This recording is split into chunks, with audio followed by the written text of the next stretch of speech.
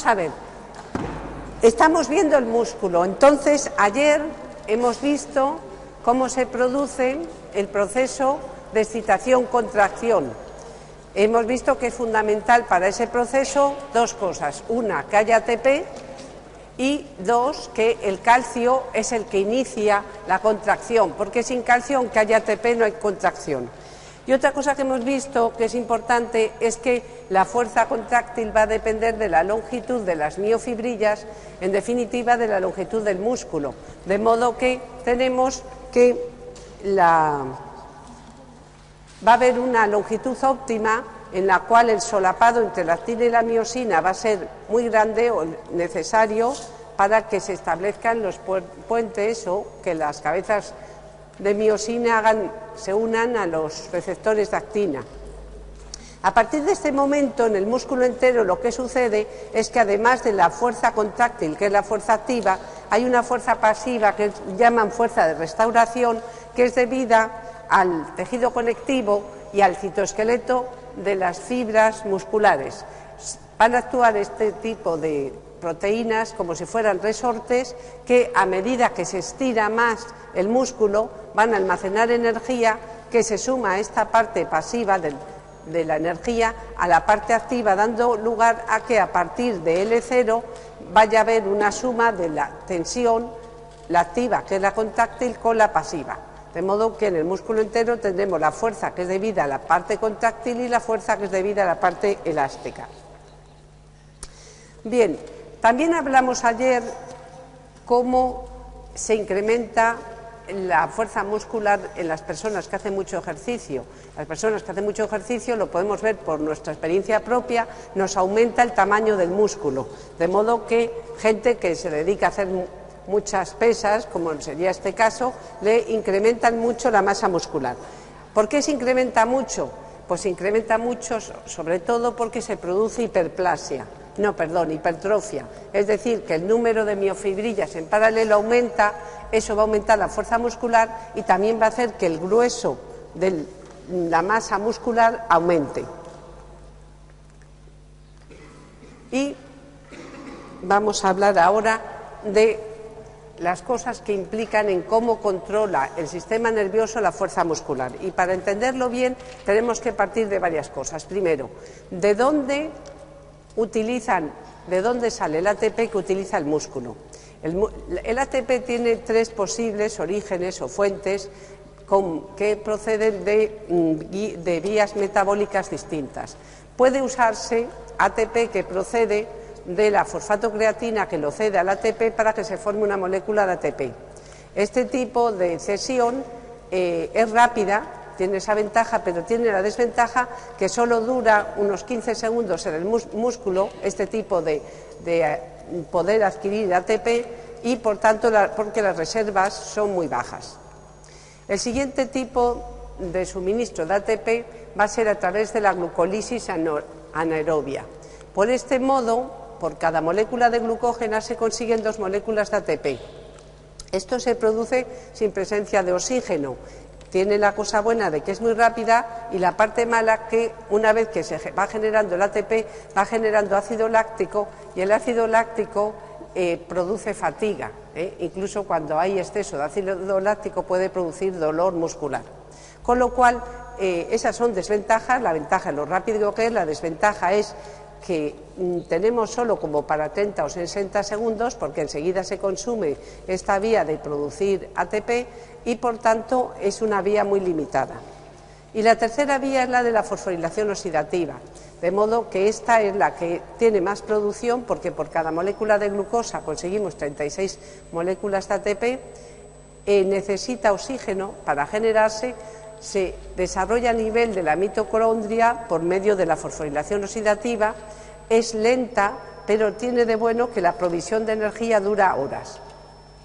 Todo esto va a ser interesante porque vamos a ver que los músculos se van a clasificar según el tipo de fuente suministradora de ATP. Y eso va unido a otra cosa, va unido a que los genes que tenemos 2 tipos de genes para la miosina. Una miosina que es sintetizada por uno de los genes hidroliza muy rápido el ATP y la otra miosina lo hidroliza más lento. De modo que significa que la que tiene la miosina rápida va a producir la contracción a una velocidad más rápida que el que usa miosina lenta, porque como hidroliza el ATP más rápido, va a ser capaz de suministrar ATP más rápidamente para que se produzca la contracción. Pues bien, todos los músculos del cuerpo van a tener, bueno, aquí es un esquema de lo que hemos visto de los mecanismos generadores de ATP con sus ventajas, que sería en algún caso la velocidad para los que tienen capacidad limitada y para los que tienen capacidad ilimitada la velocidad lenta. O sea, que unos tienen una ventaja en cuanto a velocidad, otros tienen una ventaja en cuanto a capacidad. Bien, como decíamos, los músculos, en general, cada fibra muscular tiene los dos genes, pero la fibra muscular que expresa el gen de miosina lenta no expresa el gen de miosina rápida. De modo que vamos a tener que dentro de un mismo músculo va a haber fibras musculares que expresan miosina rápida, fibras musculares que expresan miosina lenta, pero con la particularidad que cada motoneurona inerva solo a un tipo de fibras. O sea, que la motoneurona que inerva fibras de miosina rápida, todas van a ser de miosina rápida, y la que inerva alguna de miosina lenta, todas la unidad muscular, unidad motora, va a tener el mismo tipo de fibra. De todos modos, aunque todos los músculos tienen los dos tipos de fibras, sí que vamos a ver músculos con más de un tipo que otro. Por ejemplo, los músculos antigravitatorios, que necesitan estar horas contraídos para mantener la postura erecta de pie de una persona, esos músculos van a tener sobre todo, preferentemente, fibras de miosina lenta, porque necesitan suministro de ATP continuo y que no se agote y no se caiga uno.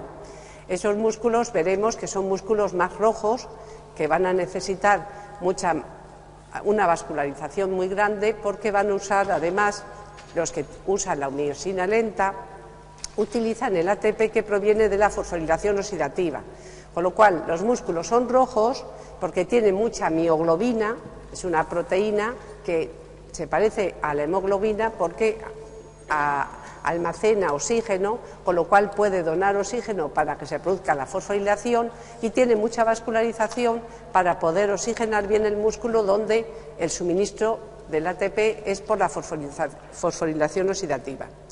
Los músculos, por el contrario, que tienen mucha fuerza, ejercen una fuerza muscular rápida y muy potente, pero que trabajan solo eventualmente, esos músculos van a tener muchas fibras de miosina rápida. Y esos músculos, cuando vamos a la carnicería, vamos a ver los dos tipos de carne: una carne muy roja, que son los músculos que tienen miosina lenta, una carne más blanca, que son músculos que predominantemente tienen miosina rápida. De modo que los de miosina rápida no son antigravitatorios, son músculos que ejercen de repente mucha fuerza, pues como puede ser el bíceps, pero que normalmente no se utilizan como músculo antigravitatorio, no nos mantienen erecto. Pues bien, entonces tenemos que cuando una persona hace maratón, los músculos que preferentemente está utilizando son músculos que tienen miosina lenta, son músculos que necesitan mucho oxígeno, por tanto son aeróbicos, la capacidad de contracción que producen no es muy fuerte, pero se mantiene durante mucho tiempo y no se fatigan. En cambio, los músculos que preferentemente tienen miosina rápida son los que se utilizan para hacer halterofilia, para levantar las pesas. Son músculos que funcionan con poco oxígeno porque usan la glucólisis anaerobia, producen muchísima fuerza y lo hacen, la fuerza que provocan es de modo explosivo, de repente generan mucha fuerza, pero como se fatigan rápidamente dejan de producirla. Ya veis al hombre que sube las pesas, que la levanta un momentito y enseguida las suelta. ¿Y por qué? Porque las fibras que tiene miosina rápida, que son músculos que son de este tipo, son músculos que se fatigan rápidamente. Y lo más curioso de todo, que no solo las fibras musculares son distintas, las de la miosina lenta y las de la miosina rápida, sino también las motoneuronas. Entonces, las motoneuronas, ya hemos dicho antes que aunque todos los músculos tienen de los dos tipos, cada neurona motora inerva un tipo. Pues bien, cuando miramos a las neuronas motoras de cada tipo, vemos que son distintos. Y vamos a ver que, no he dicho los tipos, sí. Los tipos de la miosina rápida son el 2A y el 2B. y los tipos de fibras musculares que tienen miosina lenta es el tipo 1. Y con esta misma denominación vamos a denominar a las motoneuronas que inervan esos tipos de fibras musculares, de modo que la motoneurona que inerva la fibra muscular rápida pueden ser o 2A o 2B, y lo mismo con la tipo 1. Pues entonces tenemos aquí las características, vamos a ver, de la motoneurona. La motoneurona que inerva una fibra que tiene miosina lenta, que es la tipo 1, van a tener un diámetro de soma pequeño, una velocidad de conducción pequeña, porque el diámetro del axón también va a ser pequeño, con lo cual, velocidad de conducción, sí, porque la otra, aunque esta es rápida, la otra es más rápida, y la excitabilidad va a ser muy alta. Luego veremos por qué la excitabilidad es tan alta. En cuanto a las motoneuronas alfa que inervan las de tipo 2, el diámetro de la soma es más grande, la velocidad de conducción es mucho más rápida porque son más gruesos y la excitabilidad es más baja. Cuando vamos a la fibra muscular, las de tipo 1, tenemos que lo primero que nos llama la atención es que tiene muy pocas fibras, es decir, que las unidades motoras, cada motoneurona va a inervar a muy pocas fibras, van a ser unidades motoras pequeñas. En cambio, las de tipo 2 son unidades motoras grandes, es decir, que cada motoneurona inerva muchas fibras musculares. Cuando miramos el diámetro de la fibra de tipo 1 es más pequeño que el de tipo 2, es decir, que el número de sarcómeros que tiene a lo ancho va a ser mayor la de tipo 2 que la de tipo 1, o sea que no solo tiene miosina rápida, sino que encima las fibras van a ser más gruesas, con lo cual la capacidad de fuerza muscular será mayor. La fuerza por unidad va a ser baja, en este caso, ya que tenemos pocas fibras y con menos sarcómeros, aquí tenemos muchas más y con muchos sarcómeros, con lo cual cuando estimulamos una motoneurona tipo 2, la fuerza que va a generar va a ser mucho mayor que cuando estimulamos una de tipo 1. Tiene muchas más fibras musculares porque es una unidad motora más grande y encima esas son más anchas. La actividad metabólica de tipo 1 es la oxidativa, es decir, que justamente tienen una miosina lenta y un modo de coger oxígeno o suministrar oxígeno que es lento. La de tipo 2 es glicolítica, o sea que tiene un modo rápido de conseguir el oxígeno y una miosina que rápidamente hidroliza el ATP. La velocidad de contracción, por tanto, teniendo en cuenta el tipo de miosina, una es mucho más rápida que la otra, y la fatiga, como ya he dicho antes, las de miosina rápida es muy alta y la de miosina lenta muy baja. Por eso, las de miosina lenta se usan en músculos antigravitatorios, la de miosina rápida en músculos que necesitemos para generar mucha fuerza. Generalmente todos los músculos que actúan en el reflejo de huida, es decir, cuando tocamos algo y nos quemamos, son músculos con miosina rápida. Necesitamos una respuesta rápida y esos músculos que tienen miosina rápida son los que responden ante objetos dañinos. Aquí tenemos de nuevo un esquema en donde vemos las de tipo 1 serán las lentas, son unidades motoras con pocas fibras musculares y pequeñas y ya todo lo demás lo hemos visto, axones de velocidad de conducción lenta, excitables, y la fibra muscular es de tipo 1, que es lenta y oxidativa, y luego ya hablaremos que son las primeras que se reclutan. Estos serían las de tipo 2, y aquí ¿qué ha pasado con esto? Esto no me he fijado, esto lo he añadido hoy, vale. Y las de tipo 2 es 2A o 2B. Habíamos dicho que había dos tipos de rápidas, 2A y 2B. Pues bien, las 2A son las rápidas y resistentes a la fatiga, de modo que van a usar la vía de glicolítica. La unidad motora es más grande que la lenta, pero más pequeña que la fatigable, y las fibras musculares, por tanto, van a ser tipo 2A. En cambio, las fatigables son fibras musculares del tipo 2B. Son las unidades motoras las más grandes de todas y son las que se van a fatigar más rápidamente. Entonces, ¿cómo funciona esto? Pues fijaros en este esquema en donde aquí está el tiempo y aquí la fuerza. Las lentas tienen muy poca fuerza, vemos que estos son 2 gramos y no llegan, y el tiempo que tardan en desarrollarla, de llegar al máximo, es más de 50 milisegundos. Las rápidas ya vemos que llegan como en 25 o menos o 20 milisegundos y la fuerza que genera es mucho más alta, es casi 50 gramos frente a este que no llega a 2 gramos. Y cuando estamos activando a lo largo del tiempo fibras lentas, rápidas, resistentes a la fatiga y rápidas fatigables, vemos que las lentas no se fatigan y durante una hora podemos estar activándolas sin que se fatiguen. Las resistentes a la fatiga y rápidas tardan mucho más en fatigarse, pero como a los 10 minutos se fatigan. Y las que son rápidas y fatigables, a los pocos minutos ya se han fatigado, que es el tiempo que tarda el sujeto en mantener la pesa arriba y rápidamente la suelta. De modo que tenemos la fuerza de cada una, el tiempo en desarrollarla, las que tienen miosina rápida son más rápidas que las que tienen miosina lenta y lo fatigables que son. Llamaba la atención que hubiera una relación entre el tipo de motoneurona y la fibra muscular.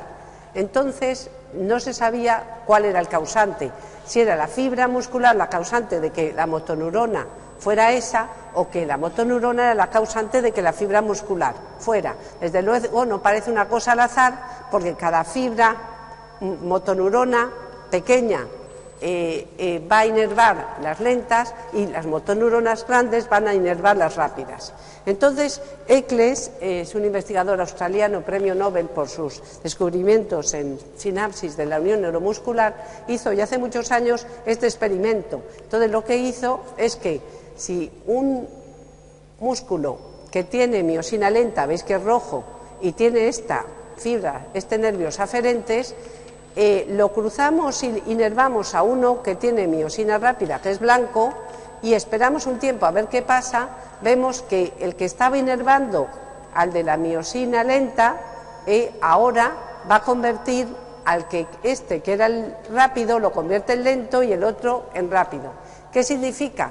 Que el que provoca el fenotipo de qué miosina va a utilizar el músculo es la motoneurona que inerva. Por eso siempre está cada uno con el suyo. Es decir, que dependiendo de qué motoneurona te inerve, se sabe que tienen distinta frecuencia de descarga y van a provocar, cuando inervan a una fibra muscular, que esa fibra muscular con ese tipo de motoneurona exprese un tipo de miosina u otra, porque cuando le cambiamos otra fibra cambia la expresión, es decir, cambia el fenotipo.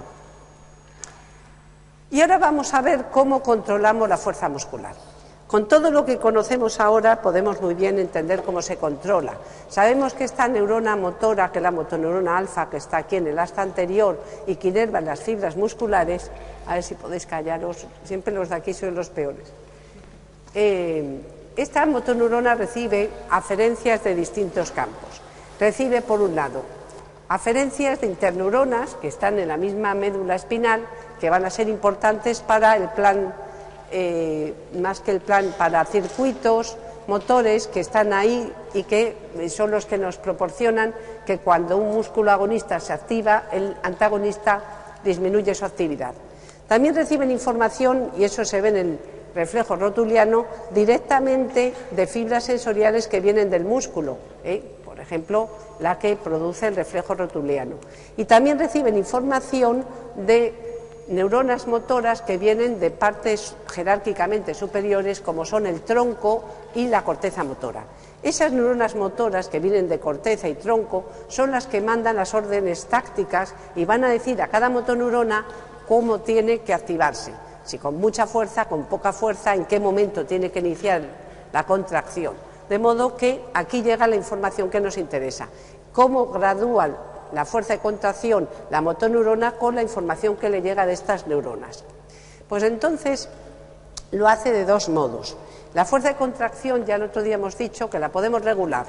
Uno, por número de motoneuronas activas que inerva el músculo, como las tensiones que produce cada unidad motora se suman en el músculo, mientras mayor número de unidades motoras estén activas, la fuerza muscular va a ser mayor, con lo cual se tienen que ir reclutando cuando necesitamos desplazar la maleta que pesa más de lo que yo pensaba, cada vez recluto más unidades motoras para generar más fuerza y poder subir la maleta y llevarla. Pues en este caso en cuanto al reclutamiento de unidades motoras, que es un modo de controlar la fuerza muscular, no se hace al azar, sino que hay un orden de reclutamiento, que es lo que se llama el principio de tamaño. Entonces, las primeras unidades motoras que se reclutan, y la cosa es muy lógica, son las unidades motoras pequeñas. Unidades motoras pequeñas son las de miosina lenta, las que utilizan, como sabéis, en la vía de la fosforilación oxidativa, y a medida que necesitamos más fuerza vamos reclutando unidades motoras más grandes, de modo que a medida que reclutamos más el incremento de tensión aumenta un 5%, y si aquello pesa muchísimo, pues reclutamos todas. Entonces, al final hemos reclutado todas las unidades motoras, las de miosina lenta, las de miosina rápida, y estamos ejerciendo la máxima fuerza muscular que podemos hacer con ese músculo.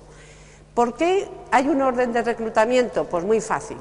Ya os hemos dicho antes que son más excitables las unidades motoras pequeñas que las grandes. Y son más excitables porque el soma es más pequeño. Y si el soma es más pequeño, por ley de Ohm, la resistencia de membrana, mientras más pequeña la neurona, es mayor. De modo que para una misma corriente, si la resistencia de membrana es mayor, el cambio de voltaje que produce es mayor. De modo que una estimulación sináptica aquí va a producir un potencial sináptico muy grande en esta neurona pequeña y muchísimo más pequeño en la grande, aunque la corriente sea la misma, porque pasa por un circuito con una resistencia mayor para una pequeña y otro circuito con una resistencia más pequeña, porque es más grande, en la grande. ¿Esto qué significa? Que en este caso, para la sumación espacial, con solo dos aferentes conseguimos un potencial de acción en la pequeña, en cambio necesitamos muchas aferentes estimulándose al tiempo para que haya potencial de acción en la grande. Por eso la primera que recluta son las unidades motoras pequeñas. Eso en cuanto a la sumación espacial. En cuanto a la sumación temporal ocurre lo mismo. La sumación temporal es cuando una misma neurona, que normalmente no dispara un potencial de acción, sino que dispara varios potenciales de acción, esos potenciales de acción los potenciales sinápticos que generan en esa neurona, que es la motoneurona, se pueden sumar temporalmente, de modo que con solo esta latencia en la neurona pequeña ya conseguimos, es decir, a una frecuencia bastante baja, conseguimos el potencial de acción. En cambio, en la grande necesitamos muchos más potenciales de acción y una frecuencia mucho más alta para que se genere un potencial de acción. Todo esto nos está indicando bien claro que las primeras que se reclutan son las pequeñas y luego las grandes. Y tiene una cosa interesante, porque cuando a mí me dan dos cosas y una pesa 3 gramos y otra 2 gramos, y yo cojo una y cojo otra y me dicen cuál pesa más, yo sé perfectamente que pesa más la de 3 gramos que la de 2 gramos, porque a través del número de neuronas motoras que reclutas, tú diferencias bien una diferencia de 1 gramo, cuando son pocas. Pero cuando me dan una cosa que pesa 1 kilo frente a otra que pesa 1 kilo y 1 gramo, yo no diferencio, aunque la diferencia es 1 gramo, porque en ese caso, como el incremento del número de unidades motoras que necesitas, 1 gramo con respecto a 1000 es muy inferior al 5%, yo solo puedo diferenciar cuando la diferencia de peso es aproximadamente un 5% superior o más, pero no inferior. Por supuesto, de 1 a 2 es el 50% superior, con lo cual yo lo diferencio bien. Cuando estamos diferenciando de 1 kilo a 1 kilo y 1 gramo no puedo, posiblemente el mismo número de motoneuronas son las necesarias para desplazar 1 kilo y 1 kilo y 1 gramo. De modo que nuestra discriminación de peso está dependiendo del número de neuronas que reclutamos, porque a medida que reclutamos otras incrementa un 5% la fuerza muscular, de modo que necesitamos, para notar diferencia de peso, que haya incrementado un 5% el de antes con el siguiente. De modo que si vemos esto ya vamos entendiendo cómo es el reclutamiento de neuronas. Esto está hecho en un caballo y vamos viendo qué tipo de unidades motoras se reclutan. Cuando el caballo está parado esperando a que venga el jinete, pues solo está reclutando a las que te mantienen la postura, que son las de miosina lenta, las lentas. Cuando empieza a andar ya empieza a reclutar algunas rápidas pero resistentes a la fatiga, incluso corriendo. Pero cuando ya empieza a galopar y a saltar obstáculos, entonces se están reclutando las de miosina rápida. Aquí vemos el 100% de la fuerza que puede desarrollar el músculo que estamos viendo y aquí vemos el porcentaje de neuronas motoras que se están reclutando. Y a medida que se reclutan más, van reclutando unidades motoras que son más grandes, pero también más fatigables, pero más potentes, con más capacidad de generar fuerza muscular porque cada unidad motora inerva más fibras y las fibras son más gruesas, tienen mayor número de miofibrillas. Y hay otro modo de controlar la fuerza, considerando que la tensión que se desarrolla por cada potencial de acción muscular dura cientos de milisegundos. Aquí vemos un ejemplo en donde el potencial de acción muscular es este momento y la tensión que nosotros podemos medir en el músculo, vemos que el pico está como a los 30 milisegundos y sigue hasta los 100 milisegundos, incluso hasta los 140. Esto va a cambiar según se trate de miosina rápida o miosina lenta, pero esto sí que indica que, como con un potencial de acción la fuerza que ejercemos es pequeña, porque el calcio que ingresa con un potencial de acción es el suficiente para que alguna de las receptores de actina lo muestre a la miosina, pero todavía muchos están tapados, con lo cual a medida que descargamos más potenciales de acción, porque la frecuencia de descarga aumenta, el calcio dentro de la fibra muscular aumenta y por tanto la capacidad de que se hagan puentes transversales aumenta. Esto significa que a lo largo del tiempo, si aumenta la frecuencia de descarga, va a aumentar la suma de las tensiones, es decir, la fuerza total. Y eso se comprende aquí. Mirad aquí la suma temporal de dos tensiones. Fijaros que aquí no estoy sumando como antes, aquí estamos sumando potenciales sinápticos en las fibras, las motoneuronas, que son las encargadas de llevar la orden para que se contraigan los músculos. Aquí ahora estamos sumando tensión en el músculo. Cuando dos potenciales de acción que han llegado por la motoneurona y han provocado dos potenciales de acción en el músculo generan estas dos tensiones, si la diferencia de tiempo es no hay suma de tensiones.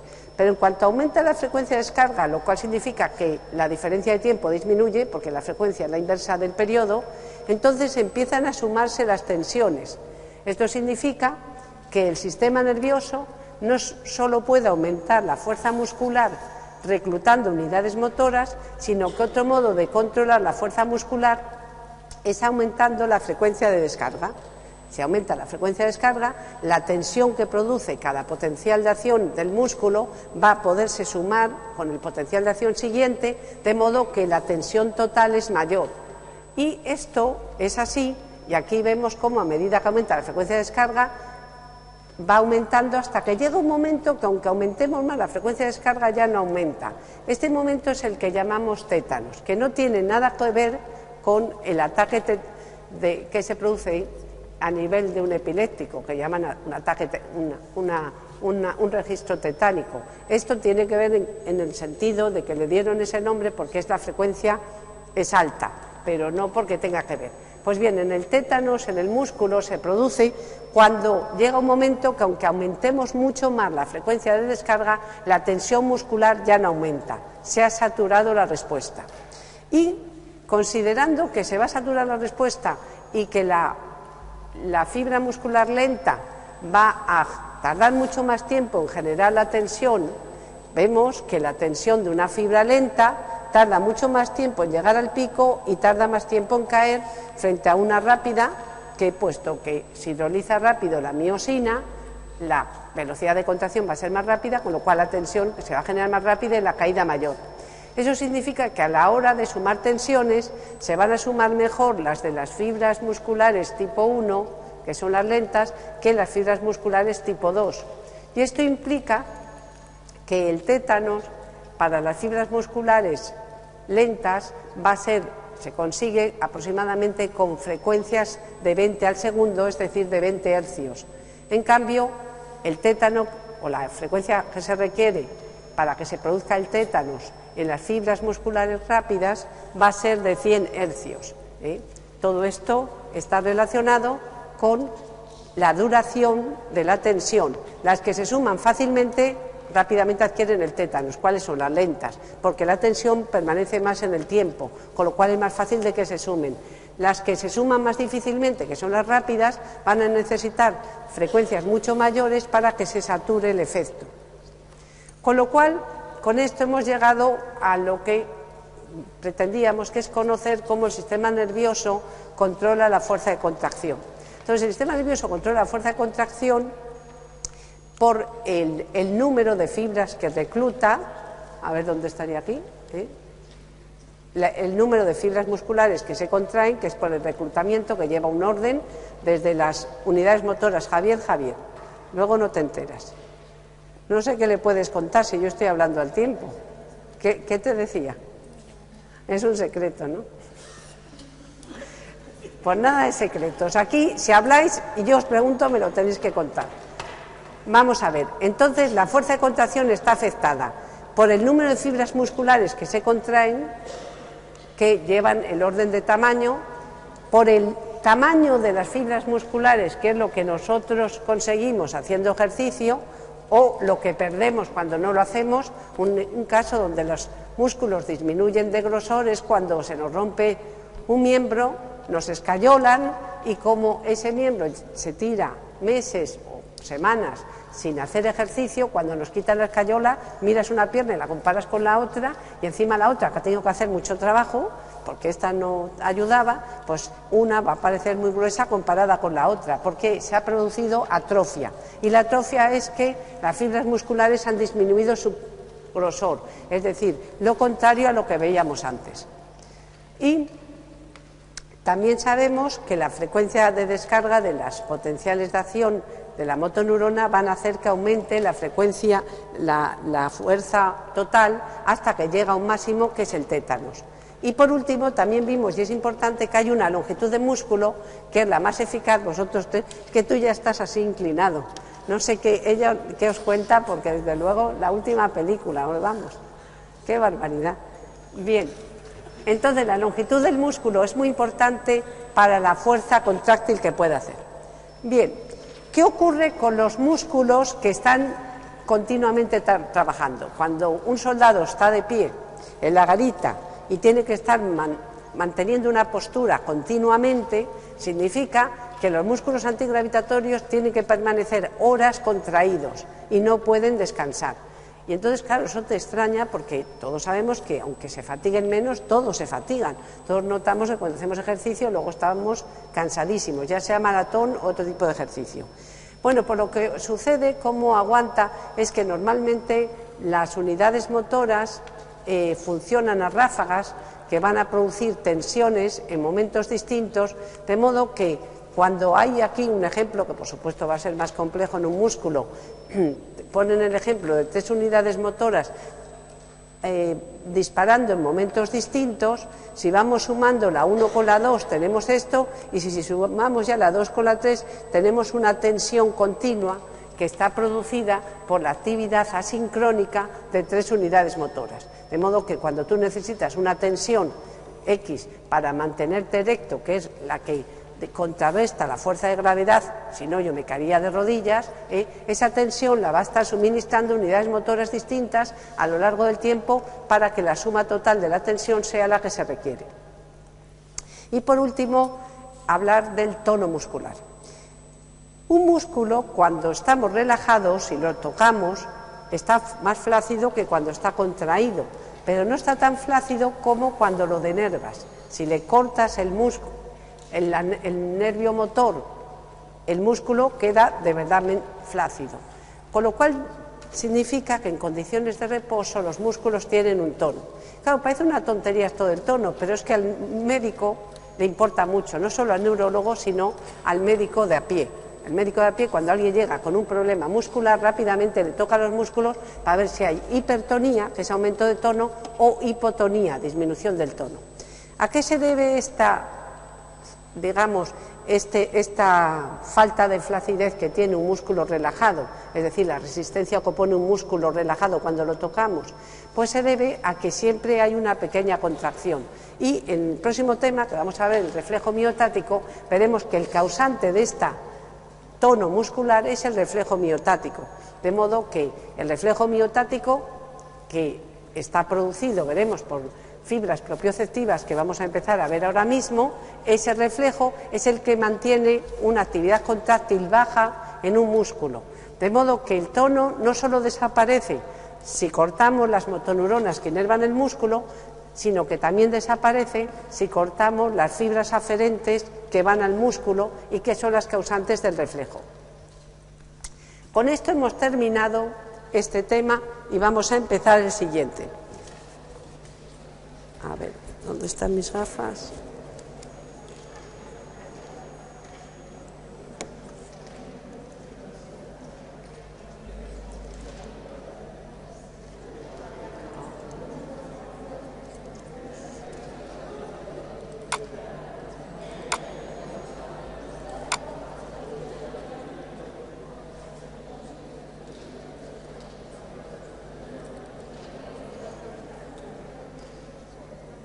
Bueno, vamos a hablar ahora de la propiocepción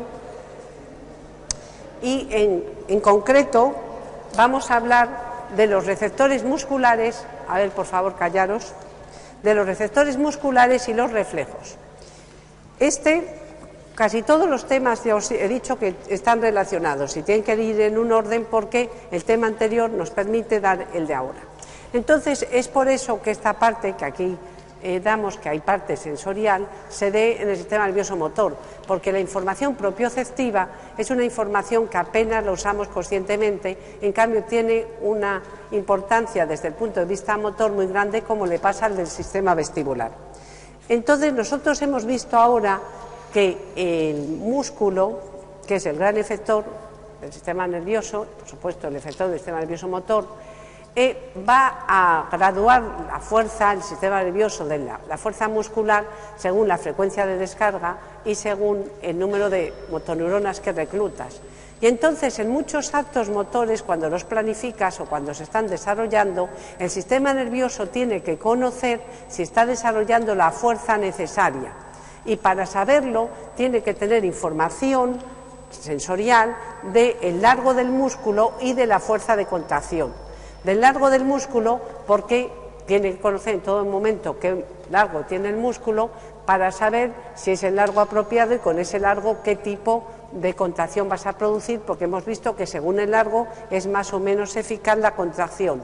Y también para saber si no estamos contrayendo, porque entonces tendremos, no hay acortamiento, porque sabemos que tenemos información de si hay fuerza, pero no hay acortamiento y nosotros somos conscientes por la información sensorial.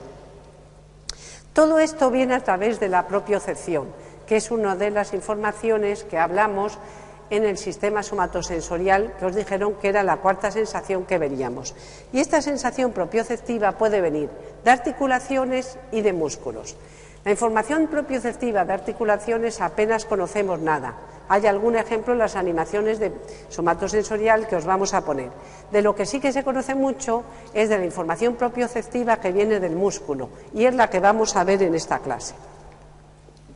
De modo que en el músculo hay dos receptores propioceptivos fundamentales. Uno es el órgano tendinoso de Golgi, que veremos que es el que nos informa sobre fuerza muscular, y otro es el uso neuromuscular, que es el que nos va a informar sobre la longitud del músculo.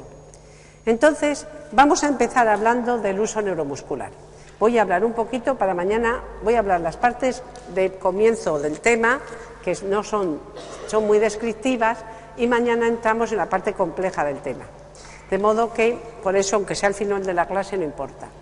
El uso neuromuscular está, como veis, adosado a las fibras musculares, y a lo largo de este tema es una cosa que la verdad a mí no me agrada, pero como en todos los libros lo usan, tenéis que saberlo, y es que a la fibra muscular, la que hemos visto ahora, la que es la encargada de que se contraiga el músculo, cuando viene el tema tanto en libros como en animaciones como en clases, se la llama extrafusal.